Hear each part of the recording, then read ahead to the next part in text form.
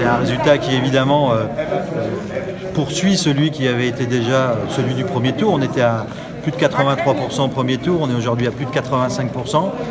C'est évidemment à la fois un plaisir que de voir que les électeurs se sont déplacés et sont déplacés nombreux pour nous soutenir.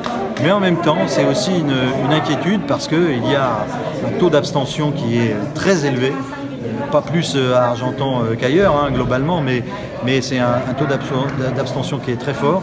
Et donc ça veut dire que ce résultat, il nous engage à être encore au plus près de nos concitoyens, encore plus en proximité et surtout encore plus auprès de celles et ceux qui ont besoin du département et de ses services, en particulier des sujets de solidarité. On pense, et c'est ce qu'on a dit pendant toute la campagne, à l'aide personnalisée à l'autonomie, à la prestation compensatoire du handicap, au RSA bien entendu. Bref, il nous faut être au plus près de nos concitoyens pour porter sur ce territoire et sur le département des politiques publiques qui soient des politiques de solidarité sociale et de solidarité territoriale. C'est ce à quoi, évidemment, nous nous engageons. On va adresser à l'ensemble des communes un document simple, clair, lisible, compréhensible par tous, pour rappeler quelles sont les missions du département et quelles sont les sollicitations qui peuvent être les nôtres par rapport à ces missions. Voilà. Donc j'espère que ça nous permettra encore d'être au plus près de nos concitoyens.